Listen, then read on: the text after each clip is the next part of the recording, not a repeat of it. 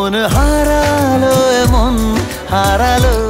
ঢাকাই সিনেমার জনপ্রিয় মুখ আরিফিন শুভ দীর্ঘ বিরতির পর আসন্ন ঈদুল আজহায় নীলচক্র সিনেমার মাধ্যমে আবারও ফিরছেন রূপালী পর্দায়। যুক্তরাষ্ট্রের লাস ভেগাসে আমেরিকান ফিল্ম মার্কেটে ছবিটির ওয়ার্ল্ড প্রিমিয়ার হলেও এবার দেশের দর্শকদের জন্য এটি মুক্তি পাচ্ছে প্রেক্ষাগৃহে।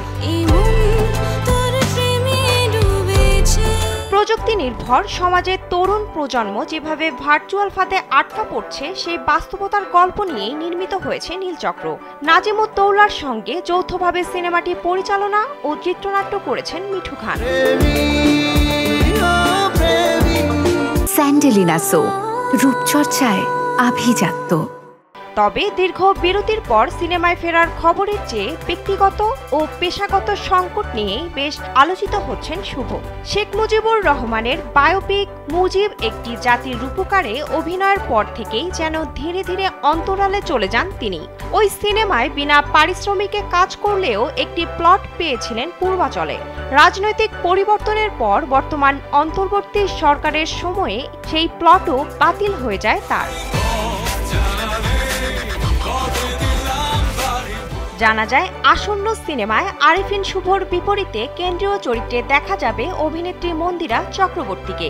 সিনেমায় আরও আছেন ফজলুর রহমান বাবু, শিরিন আলম, শাহেদ আলী সহ আরও গুণী শিল্পীরা। কিছু ভিএফএক্স কাজের কারণে নীলচক্র সিনেমাটির মুক্তি বিলম্বিত হয়েছিল। বাংলাদেশে নীলচক্র ছাড়াও মুক্তির তালিকায় আছে আরিফিন শুভর নূর নামের আরও একটি সিনেমা। তবে পরিচালকের মতে কিছু দৃশ্য নতুনভাবে ধারণ করার প্রয়োজন দেখা দেয়ায় মুক্তি পিছিয়ে গেছে। এই সিনেমার নির্মাতা রায়হান রাফি জানালেন, খুব শীঘ্রই নতুন করে কিছু অংশের শুটিং করা হবে।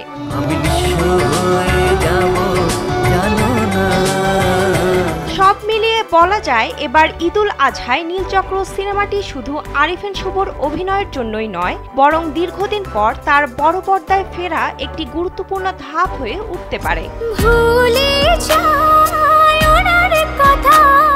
বিনোদন ডেস্ক, কালবেলা।